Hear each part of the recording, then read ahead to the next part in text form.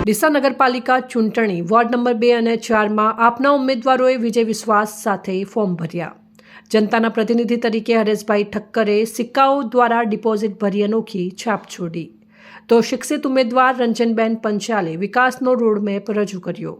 ડીસા નગરપાલિકાની આગામી ચૂંટણીને લઈને રાજકીય ગરમાવો તેજ બન્યો છે।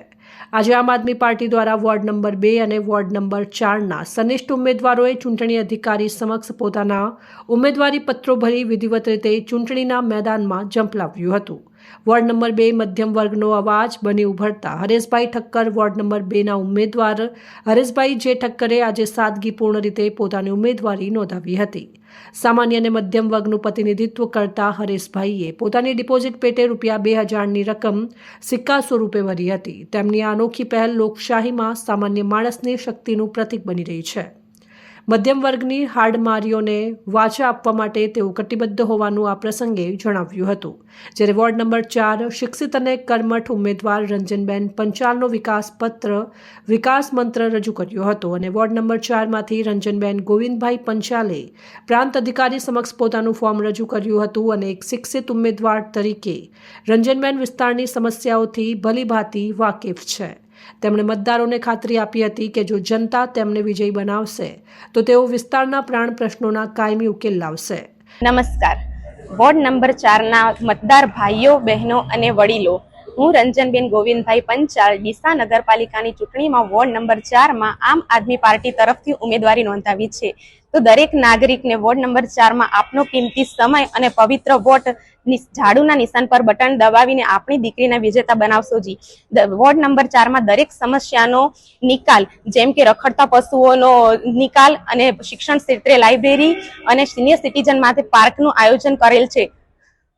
તો આપ સૌ વોર્ડ નંબર 4માં દરેક નાગરિક આમ આદમી પાર્ટીમાં વોર્ડ નંબર 4ના દરેક પેનલને જીતાડવા મદદ કરશો।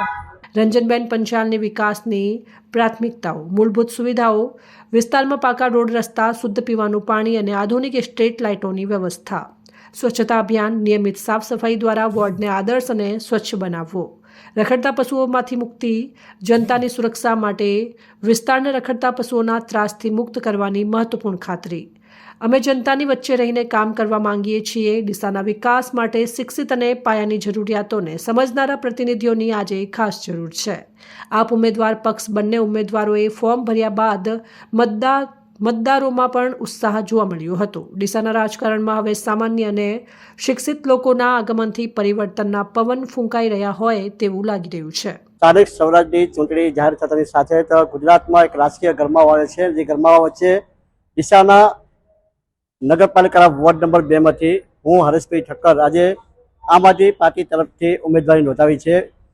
વાલા મતદાર ભાઈઓ બહેનો અને વડીલો, આપણે એક ખાતરી આપું છું કે વોર્ડ નંબર 2ની અંદર જે વિકાસના કામો આજની સુધી નથી થયા એ વિકાસના કામોને વેગ આપવાની મારી ખાતરી છે।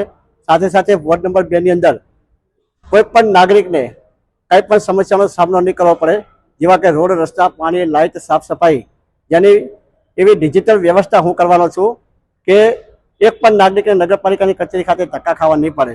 સાથે વોર્ડ નંબર 2ની અંદર રખડતા પશુઓની જે સમસ્યાઓ છે જેના લીધે અનેક નાના બાળકો, સિનિયર સિટીઝનો ખૂબ જ મુશ્કેલીનો સામનો કરવો પડે છે, એ સમસ્યામાંથી કાયમી છુટકારો મળશે એ મારો પ્રયત્ન રહેશે। ત્યારે વોર્ડ નંબર 2ના તમામ મતદાર ભાઈઓએ આમ આદમી પાર્ટીના નિશાન ઝાડુ ઉપર બટન દબાવી મને વિજય બનાવશો।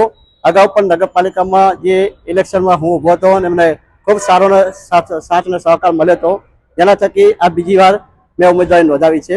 ત્યારે વોર્ડ નંબર 2ના તમામ મતદાર ભાઈઓ, મારી ખાસ અપીલ છે કે આ વખતે મને વિજય બનાવજો અને સાથે ડીસા શહેરની અંદર 5 થી 10, 20 વર્ષ સુધી ભારતીય જનતા પાર્ટીએ ડીસા નગરપાલિકાની અંદર શાસન કર્યું છે, પરંતુ આજે પણ ડીસા શહેરની અનેક સમસ્યાઓનો સામનો નગરજનો કરી રહ્યા છે। ડીસા શહેરમાં જ્યાં દેખો ત્યાં રોડ રસ્તાઓ તૂટેલા હાલતમાં છે, રખડતા પશુઓની સમસ્યા છે, અનેક વિસ્તારની અંદર આજની તારીખમાં ગટરના ગંદા પાણી રોડ પર ઉભરાઈ રહ્યા છે। લોકો ત્રાહિયામ પુકારી ઉઠ્યા છે, કારણ કે ભારતીય જનતા પાર્ટી આ એવા લોકોને ઉમેદવારો બનાવે છે કે જેમની પાસે કોઈ જ્ઞાન નથી, કોઈ શિક્ષિત નથી, એમની તિજોરી કઈ રીતે ભરાય એવા ઉમેદવારોને આ લોકોએ દર વખતે ટિકિટો આપે છે। પરંતુ આ વખતે શિક્ષિત ઉમેદવારો આમ આદમી પાર્ટી તરફથી દરેક વોર્ડની અંદર ઉભા રાખ્યા છે। જે છે કે હું પણ દિશામાં મીડિયા ક્ષેત્રે કામગીરી કરી છે, અને મીડિયા ક્ષેત્રે કામ કરી અનેક લોકોની સમસ્યાને વાચા આપી છે. તો હવે એક આ સેવા કરવાનો મોકો જનતા મને આપશે તો વોર્ડ નંબર 2 ની અંદર એવી સુવિધા ઊભી થશે કે આવનારા સમયની અંદર મારે વોટ લેવા નહીં જવું પડે, જનતા સામેથી મને વોટ આપશે તેવી હું ખાતરી આપું છું. અહેવાલ અમૃત માળી, સંબંધ ભારત ન્યૂઝ, ડીસા.